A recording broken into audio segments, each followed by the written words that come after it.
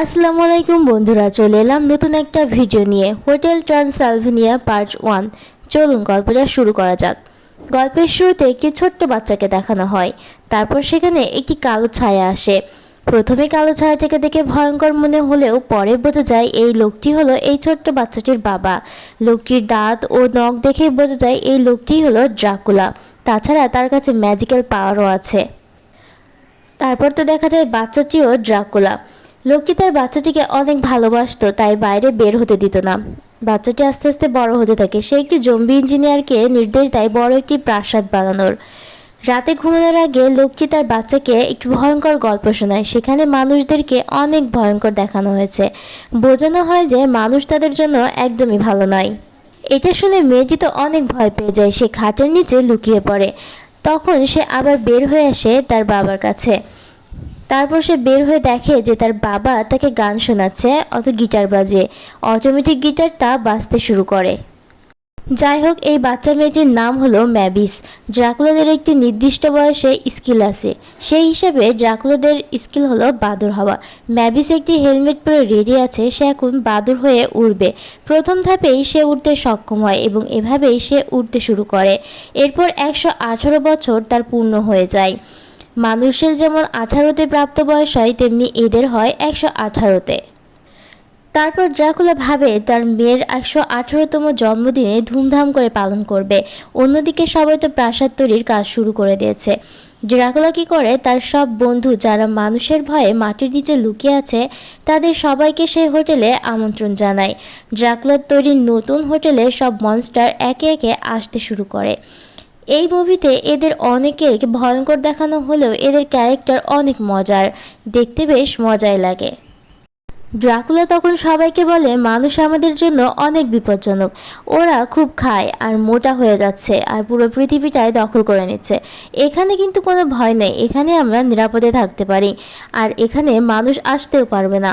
আর ভুল করেও যদি কোনো মানুষ চলে আসে তাহলে তাদেরকে বিশাল বড় একটি কবরস্থান পার করতে হবে, যেটা কোনো মানুষ সাহস দেখাবে না। তাই আমরা এই হোটেলে থাকলে আমরা সবাই নিরাপদে থাকবো। আসলে ড্রাকুলা তার হোটেলের বিজ্ঞাপন দিচ্ছিল। অন্যদিকে ড্রাকুলা আসে তার মেয়ে মেভিসকে নিতে, যাতে সমস্ত গেস্টের সঙ্গে সে আলাপ করতে পারে। কিন্তু মেভিসকে দেখে বোঝা যায় সে খুবই দুঃখী। সে বলে 118তে পা দিয়েও কেন আমি এখনও ঘরে বন্দি। সে বলে আমি তোমার আর মায়ের প্রথম দেখা যেখানে হয়েছিল সেখানে যেতে চাই। আসলে জায়গাটির নাম হলো প্যারাডাইস। ড্রাকুলা তার মেয়ের কথা শুনে রাজি হয়ে যায়, কিন্তু সে একটা শর্ত দেয়। বলে মানুষ অনেক ভয়ঙ্কর, তার আগে তুমি পাশের গ্রামে যেয়ে মানুষ দেখে আসো, সেখানে তুমি মানুষ দেখতেও পাবে। ড্রাকুলার এরকম সিদ্ধান্ত শুনে তার বন্ধুরা তো অবাক হয়ে যায়। কিন্তু ড্রাকুলা দেখে বোঝা যাচ্ছিল তার ভেতরে একটা প্ল্যান চলছে। মেভিস তো বাইরে বের হয়ে যায়, তার পিছু পিছু ড্রাকুলাও বের হয়ে যায়। ফাইনালি মেভিস একটা গ্রামে চলে আসে। সেখানে সে মানুষও দেখতে পায়। বন্ধুত্ব করার জন্য সে সামনের দিকে এগিয়ে যায়, কিন্তু মানুষেরা রসুনের আগুন নিয়ে তার দিকে এগিয়ে আসছিল। আসলে ইউরোপে একটা কথা প্রচলিত আছে যে ভূতেরা নাকি আগুন ও রসুন থেকে ভয় পায়। তাই মানুষেরা তাকে অভিশাপ দিচ্ছিল আর বলছিল ড্রাকুলা এখান থেকে চলে যাক। কিন্তু আমরা দেখতে পাই যে এখানে মেন ড্রাকুলা সেখানে রয়েছে। এটা মেভিস তো খেয়াল করেনি। মেভিস অনেক বোঝানোর চেষ্টা করে, কিন্তু সে ভয় পেয়ে সেখান থেকে চলে যায়। মেভিস বাড়ি থেকে ভাবে যে তার বাবা যা বলেছিল আসলে সেটাই সত্যি। কিন্তু আমাদের এখানে দেখানো হয় যে ড্রাকুলা এই সব কিছু তার প্ল্যান মতো করেছে। সব কিছু সাজানো ছিল, এই গ্রামটাও সাজানো। ড্রাকুলা হোটেলে গিয়ে তার মেয়েকে সান্ত্বনা দেয়। মেভিস তখন তার বাবাকে বলে, বাবা তুমি ঠিকই বলেছিলে, মানুষেরা অনেক খারাপ হয়। আজকের পর থেকে আমি আর কখনো হোটেল ছেড়ে বের হব না। ড্রাকুলা তখন বলে এই সব কিছু বাদ দাও। আসলে তার প্ল্যান সফল হয়েছে। সে খুশি হয়ে তার মেয়েকে একটি খাবার গিফট করে আর বলে তাড়াতাড়ি রেডি হয়ে পার্টিতে চলে আসো। ড্রাকুলা যখন নিচে আসে সে জানতে পারে সেই জম্বিদের সঙ্গে একটা মানুষ এখানে চলে এসেছে। ড্রাকুলা তখন কাউকে কিছু বুঝতে না দিয়ে ছেলেটিকে আলাদা ঘরে নিয়ে যেয়ে জিজ্ঞাসা করে তুমি কিভাবে এখানে আসলে। আসলে এই ছেলেটির নাম হলো জনি। জনি বলে আমি একটা গ্রাম দেখলাম আর সেখানে জ্বলতে থাকা কিছু মানুষ দেখলাম, তাদের সঙ্গেই আমি এখানে চলে এসেছি। আমি ভেবেছিলাম এখানে শুটিং হচ্ছে। আসলে বোঝা যায় জনি কিভাবে এখানে এসেছে। ড্রাকুলা তো খুবই চিন্তায় পড়ে যায়, কারণ কোনো গেস্ট যদি জানতে পারে এখানে মানুষ চলে এসেছে তাহলে তাকে আর কেউ বিশ্বাস করবে না। আর আজকের পর থেকে হোটেলেও কেউ আসবে না। ড্রাকুলা তখন জনিকে বের করে দেওয়ার চেষ্টা করে, কিন্তু জনি মনে করে এখানে পার্টি হচ্ছে, সবাই ভূতের ড্রেস ও মেকআপ করে আছে। তারপর তাকে ভূতের মতো সাজিয়ে পার্টিতে নিয়ে যাওয়া হয়। জনির সামনে একটি সত্যিকারের কঙ্কাল আসলে সে এটা চেক করে দেখে এবং সে বুঝতে পারে এটা আসলে সত্যিকারের কঙ্কাল। তখন তো এটা দেখে তার জান খাঁচাছাড়া হয়ে যায়। এসব দেখে ভয় পেয়ে সে পালাতে যাচ্ছিল, তখনই মেভিসের সাথে সে ধাক্কা খায় এবং এখানে দুজনকে অনেক পছন্দ করে ফেলে। তখনই সেখানে ড্রাকুলা চলে আসে এবং তাদের মাঝখানে এসে দাঁড়িয়ে পড়ে, কারণ সে চায় না তার মেয়ের সাথে কোনো মানুষের দেখা হোক। ড্রাকুলা জনিকে চলে যেতে বলে, কিন্তু সে তো খুব ভয় পেয়ে আছে, তাই সে পালিয়ে যেতে থাকে এবং বলতে থাকে, তুমি আমাকে মেরো না, আর আমি এখান থেকে চলেই যাব, তুমি কিন্তু আমার রক্ত খেও না। ড্রাকুলা এটা শুনে বলে, আমরা কেন তোমার রক্ত খাবো, আর তাছাড়া আমি তো ডায়েটে আছি। যাই হোক, এখানে তো সবাই জেনেই গেছে যে এই পার্টিতে একটা মানুষ এসেছে। ড্রাকুলা তো কাউকে বুঝতে দেয় না, সে বলে এই পার্টিটাকে সাজানোর জন্যই এই ছেলেটি এখানে এসেছে। মূলত এই ছেলেটিকে পার্টি প্ল্যানার বলা হয়। ড্রাকুলা তখন জনিকে নিয়ে উড়িয়ে নিয়ে যাচ্ছিল বাইরের দিকে, তখনই সেখানে মেভিস চলে আসে এবং বলে, তুমি ওকে কোথায় নিয়ে যাচ্ছ? ড্রাকুলা তখন বলে, ওর অনেক কাজ, ওকে এই পার্টিটা সুন্দর করে সাজাতে হবে, ওর কাজ শেষ হয়ে গেলেই তোমরা দুজনে মিলে গল্প করতে পারবে। ড্রাকুলা এটাও বলে যে ও তোমার সমবয়সী। এটা শুনে মেভিস তো অনেক খুশি হয়ে যায়, কারণ তার বয়স এখানে কেউ নেই, আর মানুষের মতো দেখতেও এখানে কেউ নেই। মেভিস জনিকে জিজ্ঞাসা করে, তোমার বয়স কত? জনি তখন বলে 18। মেভিস তখন বলে, আমার বয়স 118। এটা শুনে জনি তো ভয় পেয়ে যায়। ড্রাকুলা তখন তার মেয়েকে একটি ঘরের ভেতরে চলে যেতে বলে। ড্রাকুলা তখন জনিকে একটি গোপন রাস্তা দিয়ে বের করার চেষ্টা করে, কিন্তু যে রাস্তা দিয়ে বের হোক না কেন কোনো না কোনো গেস্টের গোপন রুমে ঢুকে যাচ্ছে। এতে সবাই বিরক্ত হচ্ছে, সবাই ড্রাকুলার উপরে চিল্লাতে শুরু করে আর বলে, এটা তোমার কেমন হোটেল, তুমি নিজেই এখানে প্রাইভেসি দিচ্ছ না? তারপর তারা দুজনে আবার ভুল রাস্তায় চলে আসে। ড্রাকুলা এখানে খুব সুন্দর করে হ্যান্ডেল করে। তখন জনির সাথে সবাই পরিচয় করিয়ে দেয় এবং বলে, ও আমাদের জন্য পার্টির বেস্ট প্ল্যান করেছে।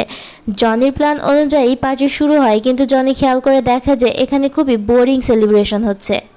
জনি তারপর নিজের একটা গিটার নিয়ে রক গান শুরু করে দেয় এবং পার্টিটাকে পুরো জমিয়ে দেয়। এখানে সবাই জনিকে অনেক পছন্দ করে ফেলে। সেখানে থাকা সবাই জনির পরিচয় জানতে চায়। ড্রাকুলা তখন বলে, ও ড্রাকুলা, ওর একটাই পরিচয়, আর তাছাড়া ও আমার কাজিন হয়। তার জন্মদিনের পার্টি শুরু হয়ে গেছে এবং সবাই খুব বোরিং ফিল করছে। জনি তখন বুঝতে পারে তাকে আবার কিছু একটা করতে হবে। তারপর জনি আবার সবকিছু মাতিয়ে দেয়। সে তাদেরকে নতুন নতুন খেলা শেখায়, পানির মধ্যে মারামারি করতেও শেখায়।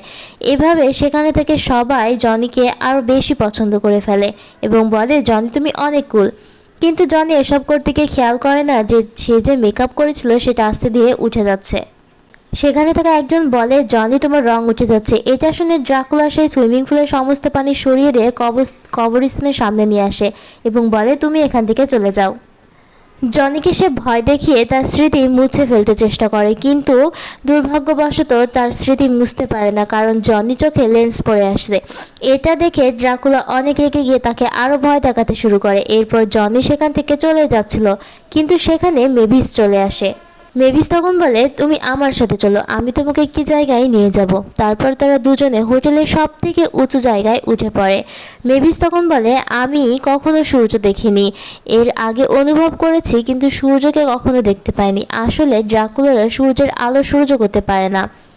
এক্ষেত্রে জনিরই মেভিসকে সাহায্য করে সূর্যের আলো দেখায়। এদিকে সবাই তো জনিকে অনেক পছন্দ করে ফেলেছে এবং জনিকে খুঁজতে থাকে। ড্রাকুলা তখন বলে, জনির একটা কাজ ছিল, তাই সে এখান থেকে চলে গেছে। হঠাৎ জনি ছাদ ভেঙে সেই জায়গাতেই এসে পড়ে। ড্রাকুলা তখন কোনো উপায় না দেখে বলে যে, জনি তুমি এখানেই থেকে যাও। তারপর তাকে রেডি করে পার্টি অ্যাটেন্ড করার জন্য নিয়ে যায়। ড্রাকুলা তখন জনিকে চেয়ার টেবিল সাজানোর জন্য বলে, কিন্তু জনির ভেতরে সেরকম কোনো আগ্রহ ছিল না। আর দেখা যায় যে এখানে থাকা সব চেয়ার টেবিলগুলো জীবন্ত ছিল। এটা দেখে জনি তো অনেক ভয় পেয়ে যায়। ড্রাকুলা তখন এই সবগুলোকে তার ম্যাজিক্যাল পাওয়ার দিয়ে সাজাতে থাকে। জনিও তখন তার সাথে সাথে কন্ট্রোল করতে থাকে এবং অনেক মজা করতে থাকে। ড্রাকুলাও জনির সঙ্গে অনেক মজা করে। কিছুটা সময় হলেও তারা ভালো সময় কাটায়। আসলে মনস্টারদের এনজয় করার মতো তো কোনো কিছু ছিল না, পুরো বোরিং লাইফ। এখানে ড্রাকুলার একটি শেফ ছিল, তার নাম কোয়াসিমোডো, এবং তার যে ইঁদুর ছিল সে বুঝে যায় যে এখানে একটি মানুষ এসেছে।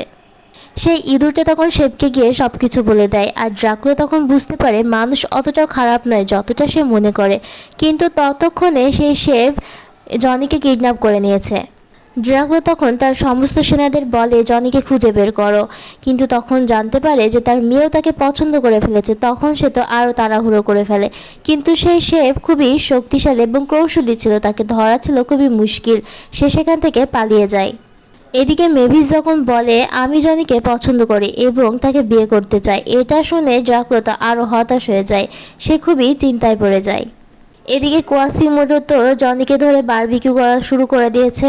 জনি বলে আমাকে তুমি মেরো না। তখনই সেখানে ড্রাকুলা চলে আসে এবং জনিকে নিয়ে চলে যাচ্ছিল।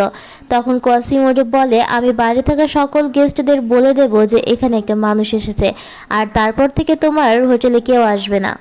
ড্রাকুলা তখন কোয়াসিমোডোকে জাদু করে সেখানে ফেলে রেখে চলে যায়, আর জনিকে নিয়ে একটা রুমের ভেতরে যায়।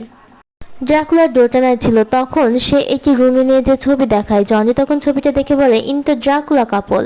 তখন ড্রাকুলা সেই ছবির ওপর থেকে পর্দা সরিয়ে দেয় এবং বলে আমি হলো এই মহিলার স্বামী।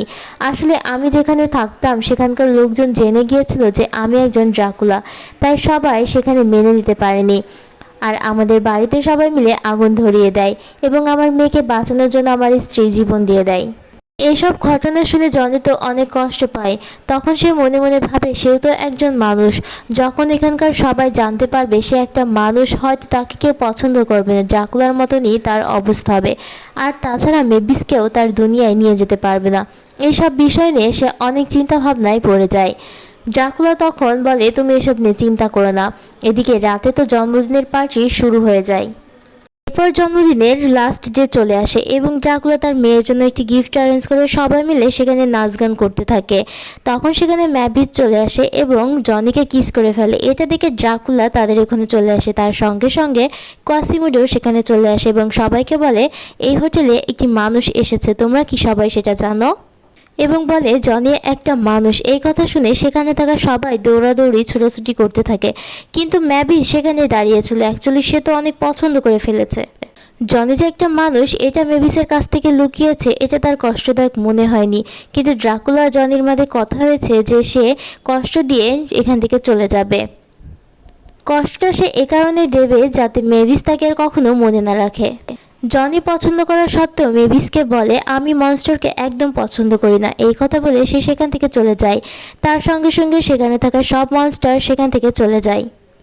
এইসব কথা শুনে মেভিস একলা অন্য একটি জায়গায় চলে যায়। ড্রাকুলা তখন সেখানে চলে আসে এবং সে বুঝতে পারে সে একটা বড় ভুল করেছে।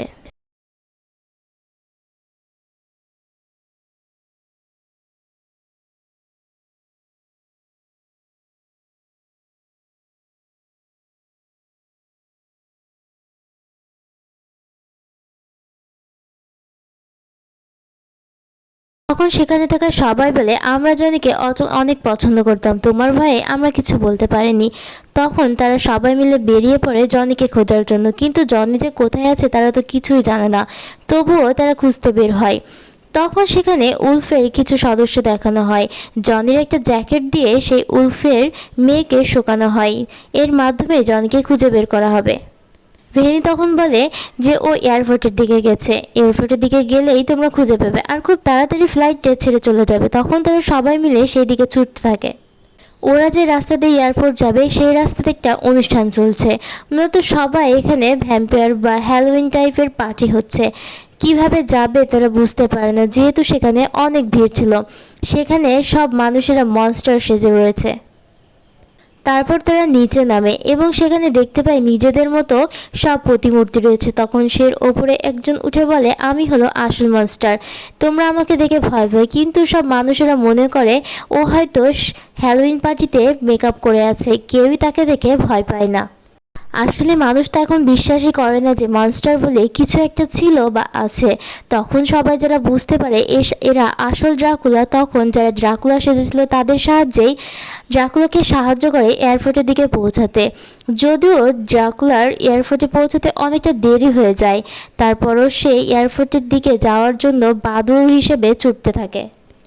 অনেক রোদ থাকার কারণে ড্রাকুলার কিন্তু অনেক কষ্ট হচ্ছে, তবুও সে জনির কাছে পৌঁছে যায়। বাইরে থেকে অনেক ডাকাডাকি করলেও জনি কিন্তু কিছুই শুনতে পায় না। তখন ড্রাকুলা পাইলটকে হিপনোটাইজ করে ফেলে এবং তার কথাগুলো জনিকে বোঝাতে থাকে যে সে ভুল করেছে, তার মেয়ের যোগ্য জনি একমাত্র যোগ্য, তাই সে যেন খুব তাড়াতাড়ি তার মেয়ের কাছে ফিরে যায়। তারপর ড্রাকুলা হোটেলে ফিরে আসে এবং তার মেয়েকে বলে, আমি তোমার জন্য একটা গিফট নিয়ে এসেছি। গিফটটা আসলে জনি। এটা দেখে মেভিস অনেক খুশি হয়, কিন্তু বলে যে তুমি না বলেছিলে তুমি আমাকে পছন্দ করো না। তখন জনি বলে, আমি তোমাকে মিথ্যা কথা বলেছিলাম। জনি বলে, আমি তোমাকে অনেক পছন্দ করি। ড্রাকুলা প্যারাডাইসের টিকিট দেয় এবং সেখান থেকে ঘুরে আসতে বলে। তার আগে মেভিসের জন্মদিনটা ধুমধাম করে পালন করা হয়।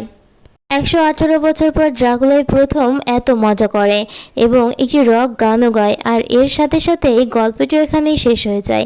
আজকের মতো গল্পটা এখানেই শেষ হলো। আল্লাহ হাফেজ।